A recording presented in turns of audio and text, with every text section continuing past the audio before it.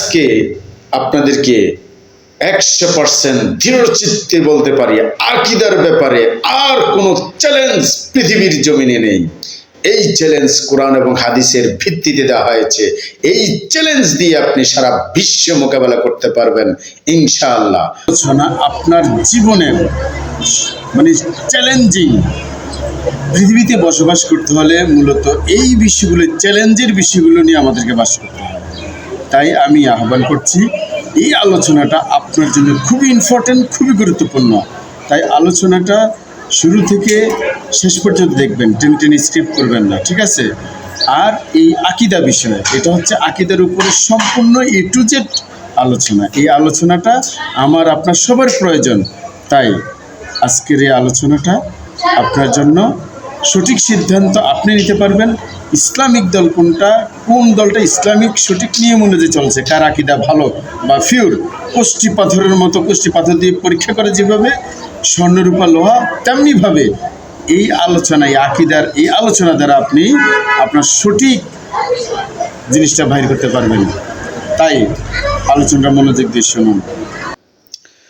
সম্মানিত মুআজ্জিজ হাজরিন, সর্বপ্রথম মহান আল্লাহ পাকে শুকরিয়া আদায় করছি, সবাই বলি আলহামদুলিল্লাহ। দুরুদ সালাম, সালাতু সালাম পেশ করছি রাসূল করিম সাল্লাল্লাহু আলাইহি সাল্লামের প্রতি এবং আমাদের ইসলামকে প্রতিষ্ঠিত করার জন্য যুগ যুগ ধরে যারা নিজের জীবনকে আত্ম উৎসর্গ করেছেন তাদের রুহের মাগফিরাত কামনা করছি। করে আজকে যে বিষয়ে আলোচনা করব বলে আমরা ধারস্থ করেছি, এটা বাংলাদেশের ইতিহাসে, বাংলাদেশের জমিনে সবচেয়ে গুরুত্বপূর্ণ একটা বিষয়, আকীদা। আকীদা নিয়ে আমাদের দেশে গালাগালি অনেক কিছু হচ্ছে। আমি যেই আকীদা নামক সাবজেক্ট আজকে উপস্থাপন করছি, এই আকীদার যে উপস্থাপনাটা রয়েছে আলোচনা থেকে আমাদের দ্বীনি ভাইগণ, আমাদের সমাজের মধ্যে, দেশের মধ্যে, রাষ্ট্রের মধ্যে দ্বন্দ্ব, কলহ, ফিতনা সৃষ্টি হচ্ছে শুধু আকীদা এই শব্দটাকে অভিশপ্ত শব্দ হিসেবে তৈরি করে ফেলছে অনেকে। নাউজুবিল্লাহি মিন জালিক। আল্লাহ তাআলা আমাদেরকে হেফাজত করুন। আজকে আকীদার পুঙ্খানুরূপ আলোচনা করার চেষ্টা করব। আল্লাহ যেন সে পর্যন্ত তৌফিক এনায়েত করেন। সবাই বলে আমিন। আমা তৌফিক ইল্লা বিল্লাহ।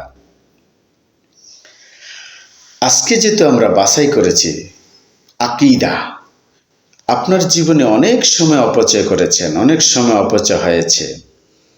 আকীদা নামক এই শব্দটাকে বুঝার জন্য আপনি কি দুনিয়াতে সফল কামিয়াব এবং শান্তিতে বসবাস করতে চান এবং আল্লাহ তার রাসূলকে সন্তুষ্ট করার মাধ্যমে আপনি কি পরকালে জান্নাত পেতে চান? তাহলে আকীদা নামক আলোচনাটি শোনা অত্যন্ত প্রয়োজন। সকলের মনোযোগ, সুদৃষ্টি, আকর্ষণ অ্যাটেন্টিভলি মনোযোগ সহকারে শোনার জন্য আমি রিকোয়েস্ট করব যে আজকের আলোচনাটা হচ্ছে আপনার জীবনের সবচেয়ে মূল্যবান। কারণ আপনি তো আকীদার সমস্যার সমাধান আপনি কি চান? যিনি চান তার জন্য আজকের আকীদা নামক এই আলোচনা।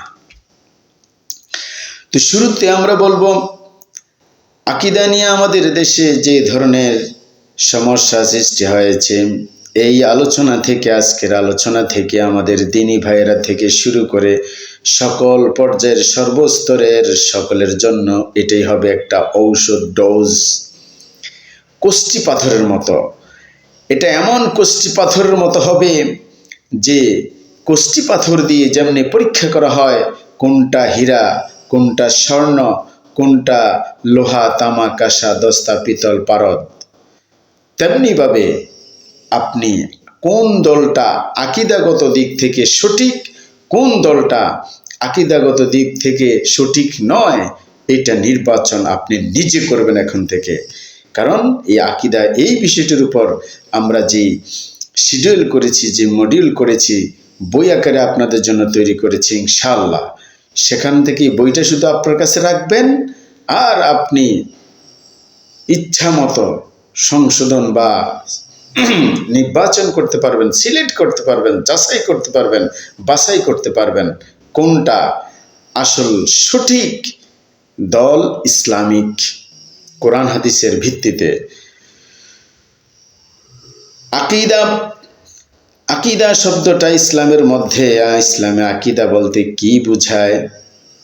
মূলত আকিদা শব্দটা এসেছে আকদুন মূল শব্দ থেকে, যার অর্থ দৃঢ় বাঁধন, দৃঢ় বিশ্বাস, অন্তরে শক্তভাবে গেঁথে নেওয়া। সরল অর্থ হচ্ছে দৃঢ় বিশ্বাস, নিশ্চিত ধারণা, অটল ঈমান।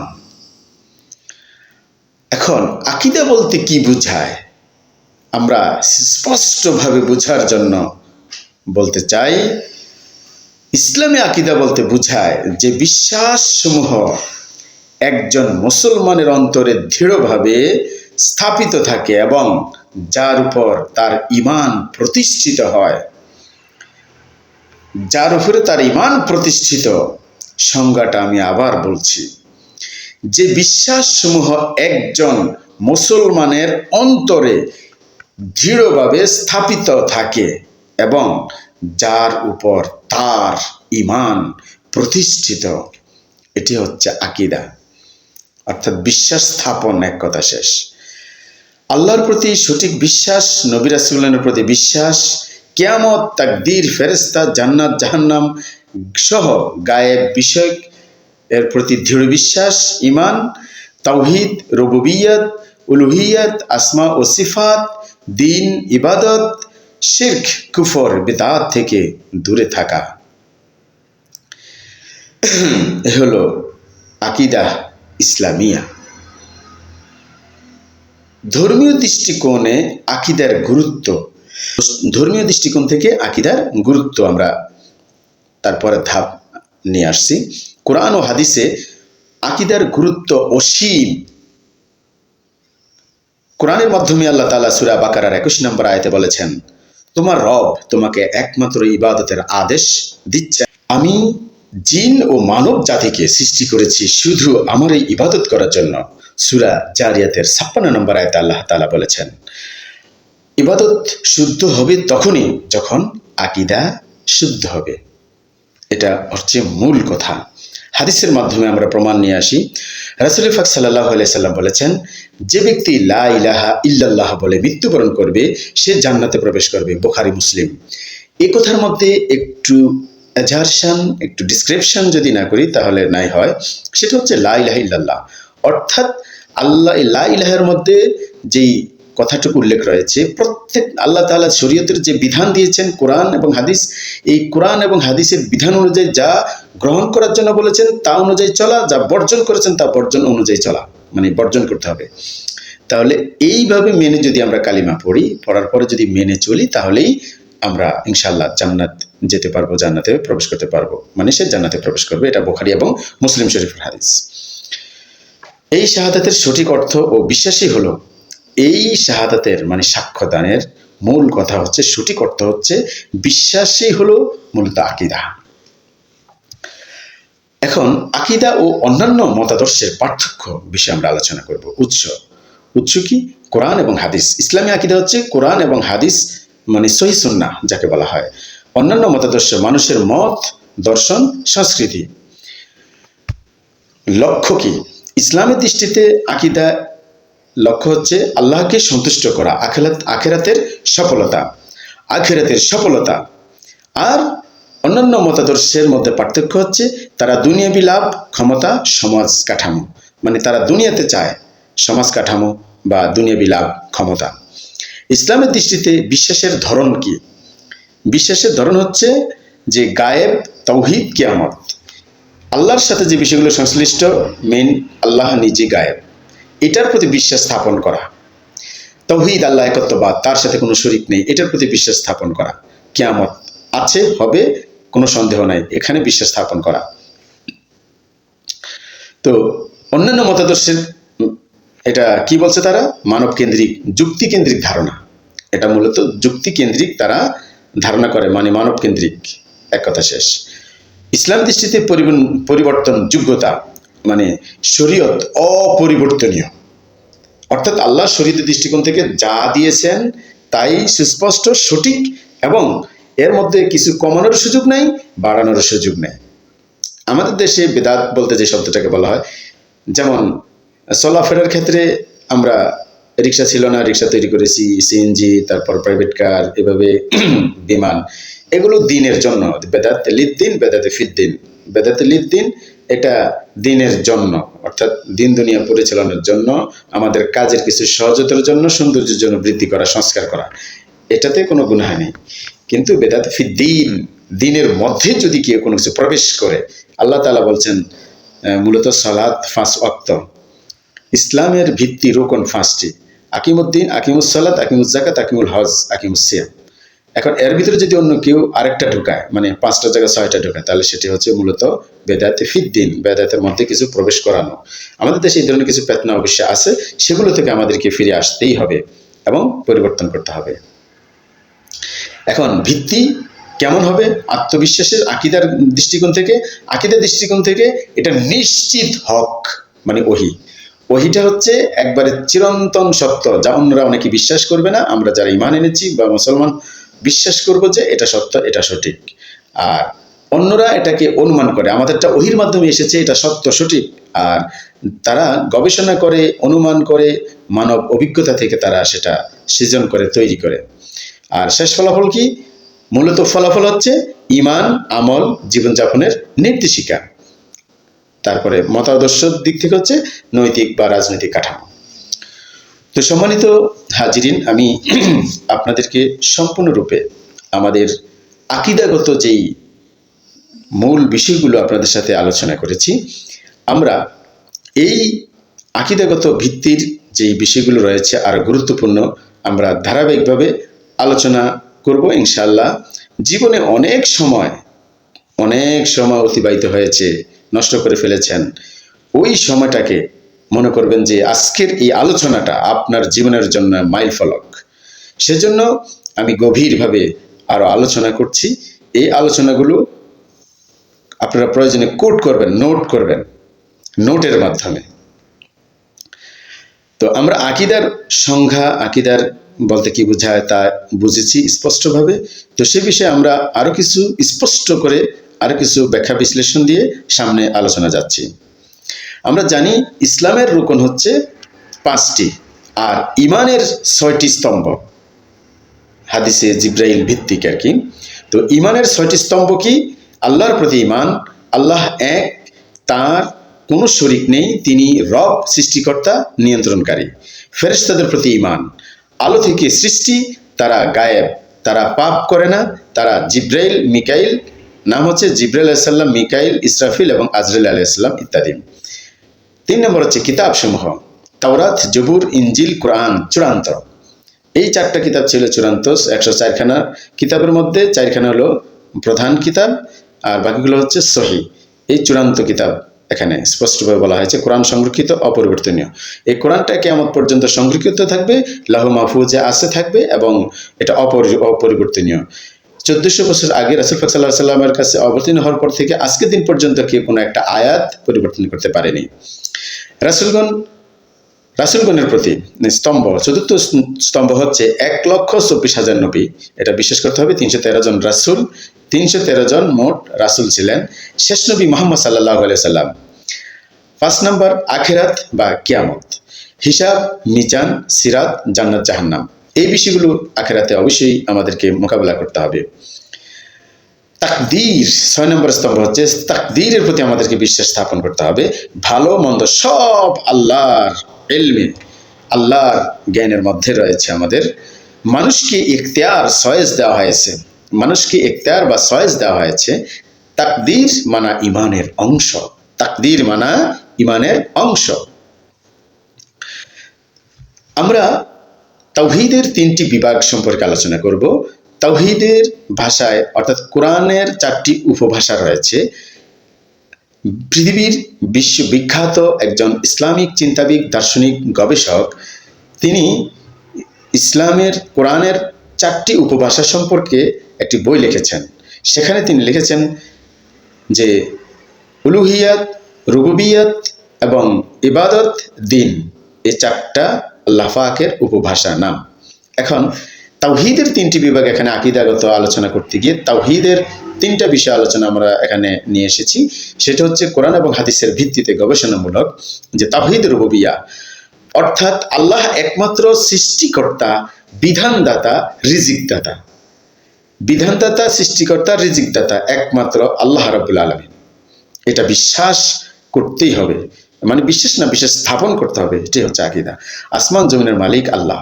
কোরআন, খালাকাস সামাওয়াতি ওয়াল আরদ, আল্লাহ তাআলা আসমান জমিন সৃষ্টি করেছেন। দ্বিতীয় নম্বর হচ্ছে তাওহীদের বিভাগ উলুহিয়া, আল্লাহ ছাড়া কাউকে ইবাদত করা হারাম। আল্লাহ ছাড়া, আল্লাহর নামে কুরবানি ছাড়া অন্য কারো নামে কুরবানি করা হারাম। কি কি? দোয়া, জিকির, কুরবানি, মান্নাত সব আল্লাহর জন্য। আমাদের দেশে যে ভিন্ন মতামত, সেক্ষেত্রে আসতেছে আলোচনা ধারাবাহিকভাবে। আপনি যে প্রশ্ন করবেন সেই প্রশ্নের অ্যান্সার সামনে আসতেছে। আপনি মনোযোগ দিয়ে শুরু থেকে শেষ পর্যন্ত শুনবেন, তাহলে অ্যান্সার ধারাবাহিকভাবে সব অ্যান্সার পেয়ে যাবেন ইনশাআল্লাহ। দোয়ার ক্ষেত্রে দোয়া চাইতে হবে শুধু আল্লাহর কাছে। জিকির করার ক্ষেত্রে জিকির হবে আল্লাহর নামে। আল্লাহর সিফাতি নাম রয়েছে 99টি নাম। এছাড়া তাসবিহ বা জিকির করার জন্য আরো কত শব্দ রয়েছে, সুবহানাল্লাহ, আলহামদুলিল্লাহ, লা ইলাহা ইল্লাল্লাহ, সুবহানাল্লাহি ওয়া বিহামদিহি, সুবহানাল্লাহিল আযীম, ইয়া রাসূলুল্লাহ, ইয়া হাবিবাল্লাহ নামে যেই জিকির করা হয়, এটা সম্পূর্ণ আল্লাহ পাকের বিরুদ্ধে যায়। সেজন্য আমরা ইয়া রাসূলুল্লাহ, ইয়া হাবিবাল্লাহ এই জিকির করব না, বরং আল্লাহ নামের যে জিকির, এই জিকিরের কথা বলা হয়েছে উলুহিয়াত। উলুহিয়াতের মূল পয়েন্ট হচ্ছে সকল ক্ষমতার পাওয়ার, স্পিরিট হলো আল্লাহ তাআলার পাওয়ার, শক্তি, মানে ইলাহ। ইলাহ শব্দের প্রকৃতি, স্পিরিট হলো মানে ক্ষমতা, পাওয়ার। তো পাওয়ার হচ্ছে আল্লাহর। আপনি আল্লাহ যাকে পাওয়ার দিয়েছেন তার নামে আপনি যদি গুণ কীর্তন করেন, সেটা হবে না। এটা করতে হবে আল্লাহর নামে গুণ কীর্তন। কুরবানি দিবেন আল্লাহর নামে, কুরবানি আর কারো নামে হতে পারবে না। এখানে কুরবানি যেই অধ্যায় রয়েছে, কোরবানির বিষয়ে আমরা যখন আলোচনা করব, তখন কোরবানির ডিটেলস, কি কি কোরবানি হয়, কোরবানি কত প্রকার, কি কি, এবং কিভাবে কোরবানি দিতে হবে, কিভাবে কোরবানি দেওয়া যাবে না, এই বিষয়গুলো আলোচনা আসলে তারপর আমরা বুঝতে পারবো ইনশাআল্লাহ। মান্নত, মান্নত লিল্লাহি লিওয়াজহিল্লাহি, আল্লাহর নামে একমাত্র মান্নত করতে হবে যে আমার এই কাজটা উদ্ধার হওয়ার জন্য, এই কাজটা সম্পূর্ণ করার জন্য আমি আল্লাহর নামে মান্নত করলাম, মানে অর্থাৎ সব আল্লাহর জন্য করতে হবে। এবার তাওহীদের 3 নম্বর বিভাগ হচ্ছে আসমা ও সিফাত, আল্লাহর নাম ও গুণাবলী, অর্থাৎ তুলনা রহিত, বিকৃত করা যাবে না, অস্বীকার করা যাবে না। আল্লাহর যে আসমা সিফাত গুণাবলী রয়েছে, এবং আসমা মানে নামসমূহ, সিফাত মানে গুণাবলী যেগুলো রয়েছে, এগুলো কোনো ক্রমে কি করা যাবে না, বিকৃত করা যাবে না। ইয়া রহিম, ইয়া সত্তার, ইয়া জব্বার, ইয়া ওয়াদুদ, ইয়া মাদুদ, ইয়া খালিক, ইয়া বারিউ, ইয়া হাইয়্যু কাইয়্যুম, ইয়া আজিজ, ইয়া গফফার, ইয়া কারীম, ইয়া সত্তার, ইয়া রহিম, ইয়া জব্বার, ইয়া খালিক, ইয়া বার। আল্লাহ পাকের যে 99 নাম এবং সিফাত রয়েছে, এগুলো কোনো অংশে বিকৃত করা যাবে না এবং অস্বীকার করা যাবে না, স্বীকার করতে হবে। এটি হচ্ছে আকীদা, বিশ্বাস স্থাপন করা। আমরা গুরুত্বপূর্ণ আরেকটা বিষয় নিয়ে আসছি আকীদার ক্ষেত্রে, যে বিষয়টা সবচাইতে বেশি গুরুত্বপূর্ণ, সেটা হচ্ছে শিরক, কুফর, নিপাক। এই শিরক, কুফর, নিপাকের সংক্ষিপ্ত উদাহরণ এখানে আলোচনা নিয়ে আসছি। সেটা হচ্ছে শিরকি, আল্লাহর সাথে অন্য কাউকে ইবাদতে অংশীদার করা। সেজদা দিবেন একমাত্র, শুধুমাত্র, কেবলমাত্র আল্লাহর জন্য, আল্লাহকে একমাত্র ইবাদত করবেন, আল্লাহর কাছে মাথা নত করবেন। আমাদের দেশে অনেকে বিভিন্ন জায়গায় অলিয়ারা অবশ্যই আল্লাহর পক্ষ থেকে পছন্দনীয় বান্দা, আল্লাহর কাছ থেকে ওনারা নাজ নিয়ামত পেয়েছেন, পুরস্কৃত হয়েছেন, ওনাদের কোনো দোষ নেই। ওনারা মূলত সঠিক পথের সন্ধান দিয়েছেন। আল্লাহকে যেভাবে ডাকলে আল্লাহ তাআলা রাজি খুশি হয়ে যান, সেইভাবে ডাকার কারণে ওনারা অলিয়া হয়েছেন। ওনাদেরকে সিজদা করা, ওনাদের কাছে মাজারে গিয়ে কিছু চাওয়া, এটা সম্পূর্ণ নিষেধ। চাইতে হবে শুধু একমাত্র আল্লাহর কাছে, তাহলে এটা শিরক হবে না। তাহলে ইবাদতের মূল উপযুক্ত হচ্ছে একমাত্র আল্লাহ, আল্লাহ ছাড়া কারো ইবাদত করা যাবে না। ধরন কি? যেমন শিরক আকবার, বড় শিরক। শিরক বলতে কি বোঝায়? একটু সংক্ষিপ্ত বলতে হয় যে আমার ছেলে যদি টাকা না পাঠাইতো এবার আমরা না খেয়ে মরতাম, নাউজুবিল্লাহি মিন জালিক। এই কথা অবশ্যই বলা যাবে না, কোনো ক্রমেই বলা যাবে না।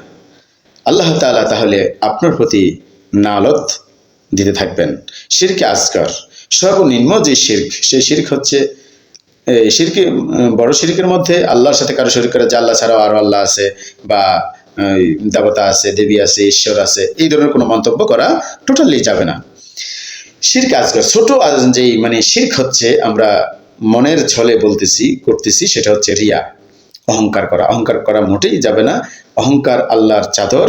এই অহংকার চাদর নিয়ে যে কেউ অহংকার করে, আল্লাহ বলেন সে ব্যক্তি আমার রুমাল নিয়ে, অহংকার রুমাল নিয়ে, চাদর নিয়ে টানাটানি করছে। নাউজুবিল্লাহ, আল্লাহ তাআলা আমাদেরকে সেখান থেকে হেফাজত করুন। এই তিনটা বিষয়ের, যেমন শিরক আকবর, শিরক আকবর, এগুলোর উদাহরণ যদি আমরা দেই, যে কবর থেকে সাহায্য চাওয়া, কোনো কবর কাছ থেকে সাহায্য চাওয়া যাবে না, কোনো মাজারে সেজদা দেওয়া যাবে না, ফিরের নামে মান্নত করা যাবে না।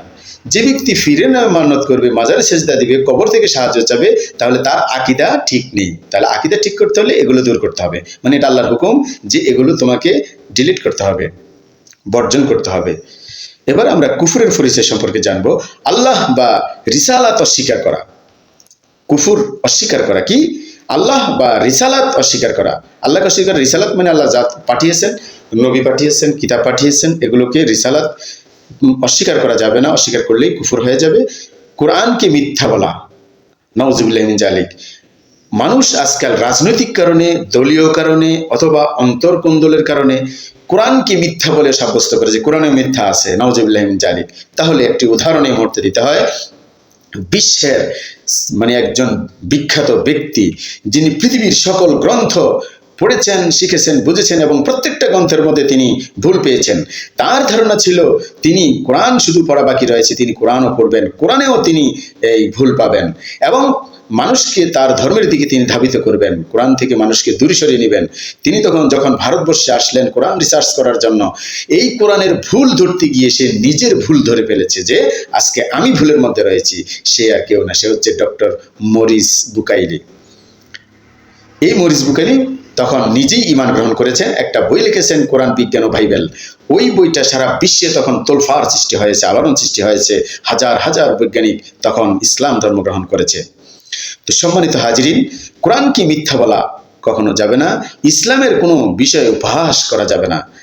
আমাদের দেশে হরহামেশাও ইসলামকে নিয়ে উপহাস করে, পর্দার নিচে মর্দান আছা, এই ধরনের কথাবার্তা বলা হয়। তাছাড়া অনেক রকমের কথাবার্তা বলা হয়, যেগুলো সম্পূর্ণ ইসলাম নিষেধ করেছে, আল্লাহ তাআলা নিষেধ করেছেন। 3 নম্বর হচ্ছে নিফাক, বাহিরে ঈমান দাবি করে কিন্তু ভিতরে অস্বীকার। আমাদের দেশে এই জিনিসটা বেশি। নির্বাচন আসলে অনেকে টুপি পাঞ্জাবি ব্যবহার করে, দোকানপাটে পাঞ্জাবি টুপি পাওয়া যায় না নেতাদের কর্মীদের মানে পরিবর্তনের কারণে, কিন্তু জানাজা দেওয়ার জন্য পাঞ্জাবি টুপি কেনা হয়। হ্যাঁ, অজু ঠিক মতো করে না, টুপি পরে নামাজ পড়ে। তো এটা মনে করতে হবে যে মুনাফিকদের বৈশিষ্ট্য 3 ধরনের। নিফাক, এটা নিকৃষ্ট, অপবিত্র। মুনাফিকদের বৈশিষ্ট্য, এরা হচ্ছে মুনাফিক, যারা বাহিরে ঈমান দাবি করে আর ভিতরে অস্বীকার করে। এরা 3 ধরনের। মুনাফিকের বৈশিষ্ট্য মিথ্যা বলা, প্রতিশ্রুতি ভঙ্গ করা, মানে কথা বললে মিথ্যা বলে, এমন সাজিয়ে গুছিয়ে মিথ্যা বলে। ইতিপূর্বে আমরা দেখেছি আমাদের দেশে যে সরকার ছিল, তারা কথার সাথে মিথ্যা কথাটাকে এমনভাবে সাজিয়ে গুছিয়ে বলতে পারত যে মিথ্যা কথার কারণে হ্যাঁ তারা কাঁচা কলা পাকা করে ফেলত। এতে করে তাদের ধ্বংস হয়েছে, তারা অধপতিত হয়েছে। এদেরকে বলা হয়েছে মুনাফিক, এরা নেফাক, এরাই নিফাক, এরা অপবিত্র, নিকৃষ্ট। আর প্রতিশ্রুতি করে এবং প্রতিশ্রুতি করে ভঙ্গ করে, প্রতিশ্রুতি করে ভঙ্গ করা যাবে না। সম্মানিত হাজিরিন, আমানতের খেয়ানত করা। আমানত যে কত প্রকার আছে এটি আমাদের ধারণা নাই। আমানত কত প্রকারের? আপনার কথার আমানত আছে, টাকার আমানত আছে, সম্পদের আমানত আছে, ঘর বাড়ি ইত্যাদি মানুষের প্রতি সব বিষয় সম্পর্কে আমানত রয়েছে। কোনো একটা বিষয় খেয়ানত করা, সত্য জেনে মিথ্যা বলাও এটা আমানতের খেয়ানত। আপনার কাছে কেউ কোনো কিছু দিল, সে আমানতের খেয়ানত করা, সেটাও কি করা যাবে না। তাহলে এই 3টা জিনিস আমাদের কাছ থেকে দূর করতে হবে। একটা হচ্ছে শিরক, কুফর, নিপাক। এই আজকের আলোচনাটা আমার যে ভাইয়েরা, যে বোনেরা শুনতেছেন এবং শুনবেন, অবশ্যই নোট করবেন।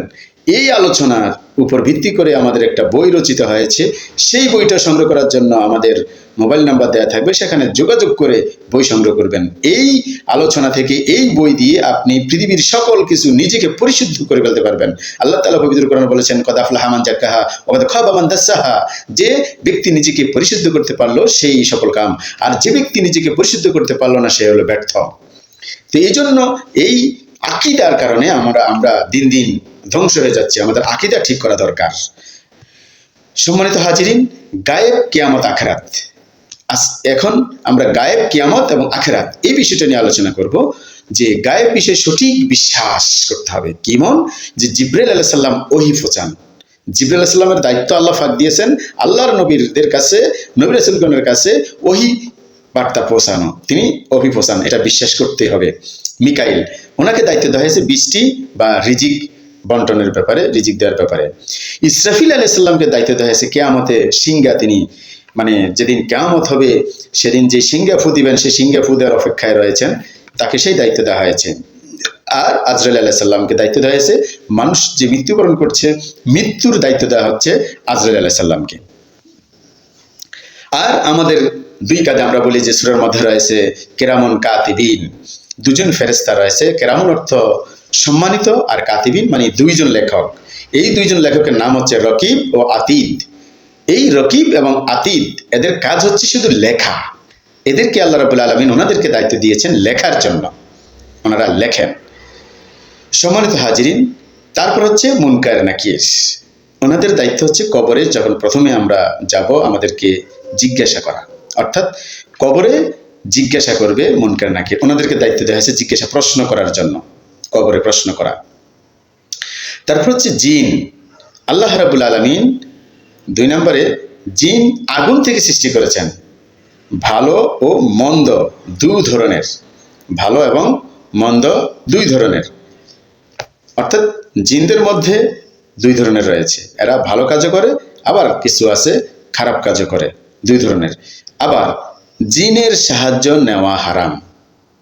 আমাদের দেশে জিনকে অনেকে বশ করে, আয়ত্ত করে, বাধ্য করে, জিন দিয়ে কাজ করে, তদবির করে, বিভিন্নভাবে সাহায্য চায়, ফুরের মাধ্যমে অর্থ করে যোগান দেয়। এই ধরনের কিছু সমস্যা রয়েছে, এগুলো সম্পূর্ণ দূর করতে হবে। এটা সম্পূর্ণ আল্লাহ রাব্বুল আলামিন নিষেধ করেছেন, এটা হারাম ঘোষণা করা হয়েছে। জিনের কোনো সাহায্য নিয়ে কাজ করা যাবে না। যিনি কাজ করবেন তিনি কি হয়ে যাবেন? ডাইরেক্ট অস্বীকারী হয়ে যাবেন। আল্লাহ নিষেধ করেছেন, মানে সীমা লঙ্ঘনকারী। আর সীমা লঙ্ঘনকারীকে আল্লাহ শাস্তি দিবেন কঠিনভাবে। 3 নম্বর হচ্ছে বারজাখ, অর্থাৎ মৃত্যুর পরের মধ্যবর্তী জীবন। মৃত্যুর পরের মধ্যবর্তী জীবন। মুনকার নাকিরের প্রশ্ন সেখানে সম্মুখীন হওয়া লাগবে, কবরে নিয়ামত বা আযাব। এখানে আপনি যদি মোটামুটি বেঁচে যেতে পারেন এবং প্রশ্নের সঠিক উত্তরগুলো দিতে পারেন, তাহলে আপনার জন্য রয়েছে জান্নাত, আপনার জন্য রয়েছে জাহান্নাম। যদি ভালো কাজ করে থাকেন পৃথিবীতে আকীদা ঠিক করে, তাহলেই আপনি জান্নাতি। আর যদি ঠিক করতে না পারেন তাহলে আপনি জাহান্নামী। কিয়ামত ও আখিরাত সম্পর্কে আমাদের ভালো করে বুঝতে হবে, এই জায়গাগুলো বিশ্বাস করতে হবে। এই যেগুলো কি কি? কিয়ামতের আলামতের মধ্যে রয়েছে দাজ্জাল, ঈসা আলাইহিস সালামের অবতরণ, ইয়াজুজ মাজুজের আগমন, সূর্য পশ্চিম দিকে উদিত হবে এবং ব্যাপক আকারে তখন ফিতনা সৃষ্টি হবে। এগুলো হলো কিয়ামতের আলামত। অর্থাৎ কিয়ামত যে হবে তার আলামতগুলো দেখলে বোঝা যাবে যে কিয়ামত। আর এই বিষয়ের উপরে অবশ্যই বিশ্বাস রাখতে হবে। আখিরাতের ধাপ, পুনরুত্থান, হিসাব নিকাশ, মানে যে ধাপগুলো একের পরে এক ধাপ। মামলার কিছু ধাপ আছে, ফৌজদারি দেওয়ানি মামলা কত ধাপে মামলা শেষ করতে হয়, ফৌজদারি কোন মামলা কত ধাপে শেষ করতে হয়, সেখানে একটা ধাপ রয়েছে। এবং আমাদের লেখাপড়ার জগতে কতগুলো ধাপ রয়েছে, সেই ধাপগুলো এরকম প্রত্যেকটা বিষয়ের এরকম একটা ধাপ রয়েছে। ঠিক এখানেও আখিরাতের যে ধাপ, এটা কঠিন। প্রথমে পুনরুত্থান, মানে আপনাকে আমাকে উঠানো হবে। দ্বিতীয় ধাপ হচ্ছে হিসাব নিকাশ নেওয়া হবে। তৃতীয় হচ্ছে মিজান, মাপা হবে। আমাদের যেই 2জন সম্মানিত ফেরেশতা লিখতেছেন, ওনাদেরকে, ওনারা যা লিখেছেন আর আমরা যা কর্ম করছি তা অনুযায়ী আমাদের মিজান পাল্লা মাপা হবে। সিরাত, বিস্তারিতভাবে পুঙ্খানুপুঙ্খভাবে এগুলো আলোচনা হবে। আলোচনা হওয়ার পর সিদ্ধান্ত হবে, রায় হবে। রায় হওয়ার পর কেউ যাবে জান্নাতে, কেউ যাবে জাহান্নামে। 6 নম্বর স্তর হচ্ছে জাহান্নাম। তাহলে আমরা বুঝতে পারলাম যে আখিরাত বিশ্বাস, মানে আখিরাতের প্রতি বিশ্বাস, এটাই ইমানের ভিত্তি, এটাই ইমানের ভিত্তি। রাসূল সাল্লাল্লাহু আলাইহি সাল্লামের আকীদা প্রয়োগ, বাস্তব জীবনে আকীদা, যে আকীদা প্রয়োগ অর্থাৎ বাস্তব জীবনে আকীদা, এই বিষয়টা অত্যন্ত গুরুত্বপূর্ণ। যে রাসূল সাল্লাল্লাহু আলাইহি সাল্লামের সুন্নাহ ভিত্তিক আকীদা, সাহাবীদের আকীদা সরল বিশুদ্ধ মধ্যপন্থী, কোরআন প্লাস সুন্নাহ সমান সমান আকীদার মূল। নবী সাল্লাল্লাহু আলাইহি সাল্লামের শিক্ষায় কঠোর তাওহীদ এবং শিরক বর্জন, নবী সাল্লাল্লাহু আলাইহি সাল্লামের শিক্ষায় কঠোর তাওহীদ এবং শিরক বর্জন করতে হবে। বিদআত ও ভ্রান্ত মতাদর্শ, যে ধর্মীয় কাজ রাসূল করিম সাল্লাল্লাহু আলাইহি সাল্লাম করেননি কিন্তু ধর্ম নামে করা হয়, উদাহরণ পীর মুরিদি ধর্ম বানানো, কবর পূজা, নতুন ধর্মীয় উৎসব বানানো, এই বিষয়গুলো রাসূল করেননি। যেগুলো রাসূল করেননি সেগুলো করা মোটেই যাবে না। যদি করা হয় তাহলে সেটা বিদআত বা ভ্রান্ত। যেমন ভ্রান্ত মতবাদের মধ্যে যেটা রয়েছে সেটা হচ্ছে কাদিয়ানি, ইসমাইলি সুফিবাদের বিকৃত রূপ, সুফিবাদের বিকৃত রূপ, যুক্তিবাদী বা মুতাজিলা, যুক্তিবাদী অথবা মুতাজিলা, শিয়া মতবাদ, সেটাও কি শিয়া, তারা আলী রাদিয়াল্লাহু তাআলাকে নবীর স্থলাভিষিক্ত মনে করেন, সেজন্য এটাও বেদা মতাদর্শ আর কি, ভ্রান্ত মতবাদ। কেমন? কোরআন হাদিসের সরল ব্যাখ্যা অস্বীকার করা। তারা অনেকেই, এই যতগুলো উদাহরণ এখানে আসছে, এরা প্রত্যেকেই কোরআনের হাদিসের সরল ব্যাখ্যা অস্বীকার করে। আমি এক পীর জায়গায় বা মুর্শিদি জায়গায় গিয়েছিলাম, সেখান থেকে একটা বই সংগ্রহ করেছি। সেই বইয়ের মধ্যে কোরআনের আয়াতের 1/3 উল্লেখ করেছে। তাদের প্রয়োজন স্বার্থ, যেখানে যে আয়াতের মধ্যে শুধু স্বার্থটা রয়েছে সেই আয়াতটুকুর অংশ উল্লেখ করেছে কিন্তু পুরো আয়াত উল্লেখ করেনি। এটা করা যাবে না। নতুন বিশ্বাস যোগ করা মানে অর্থ না বুঝে বা বুঝে নিজেদের স্বার্থ হাসিলের জন্য নতুন কোনো অর্থ বা বিশ্বাস সেখানে কি করা, যোগ করে দেওয়া। আল্লাহর গুণ অস্বীকার করা, আল্লাহর গুণকে কখনো অস্বীকার করা যাবে না। আকীদা চরিত্র গঠন, আকীদা ও চরিত্র গঠন, এই বিষয়ে আমরা এখন আলোচনা করব এই সেশন। যে সঠিক আকীদা, সঠিক চরিত্র, সঠিক আকীদা সঠিক চরিত্র, সততা। আমাদের সঠিক আকীদা এবং সঠিক চরিত্র কি হতে হবে? সততা, দায়িত্ববোধ, তাকওয়া, পরহেজগারি, আল্লাহ ভীতি, আমানতদারিত্ব। কোরআন, আল্লাহর নিকট মর্যাদাবান সে যে সর্বাধিক তাকওয়াবান। কোরআন বলছে যে ব্যক্তি সর্বাধিক মর্যাদা, সেই ব্যক্তি সর্বাধিক আল্লাহর নিকট মর্যাদাবান, যে সর্বাধিক তাকওয়াবান। সম্মানিত হাজিরিন, আকীদা বিষয়ে আমার বইয়ের মধ্যে আরো গুরুত্বপূর্ণ কিছু দলিল আরো উপস্থাপন আমি করেছি, যেগুলো পরবর্তীতে আমি আরো মজবুতির জন্য আমাদের আরো মজবুতির জন্য দৃঢ়ভাবে সুন্নাহ এবং কোরআন এবং সুন্নাহ মোতাবেক, যাতে আপনাদের ইমানের মজবুতি, বিশ্বাসের মজবুতি, আকীদার প্রতি দৃঢ় বিশ্বাস এবং সঠিক আকীদা আরো আপনাকে পরহেজগারিতে রূপান্তরিত করে, আত্মবিশ্বাসে রূপান্তরিত করে, সেজন্য আমি উল্লেখ করেছি ইনশাআল্লাহ। সেজন্য আজকে এই আকীদার বিষয়টাকে এমনভাবে আপনাদের নিজেদের মাঝে রূপান্তর করবেন, সমাজে প্রয়োগ করবেন, সঠিক কথা বলে কোনো ধরনের মন গড়া কথা বলা যাবে না। আল্লাহ আছে তো আল্লাহ পাক রব্বুল আলামিন যেন আজকের আকীদা, এই গুরুত্বপূর্ণ বিষয়ের যে আলোচনা আমরা করেছি, নিজেরা আগে আমল করে অন্য কেউ আমল করার যেই সুযোগ করে দিতে পারি, সেজন্য আপনি নিজে আমল করবেন, অন্যদের কাছেও শেয়ার করে সেই জিনিসটা পৌঁছিয়ে দিবেন। এটা আমার আপনার ইমানি দায়িত্ব। এবং আপনার কোনো প্রশ্ন থাকলে যারা ভিডিও দেখছেন, তারা ওই ভিডিওর কমেন্টের মধ্যে প্রশ্ন জানতে চেষ্টা করবেন, প্রশ্ন করবেন। আমরা চেষ্টা করব আপনাদের প্রশ্নের অ্যান্সার দেওয়ার জন্য ইনশাআল্লাহ। আরো কিছু যদি জানার থাকে, আরো কিছু ইনশাআল্লাহ অ্যান্সার দেওয়ার জন্য আমরা প্রস্তুত।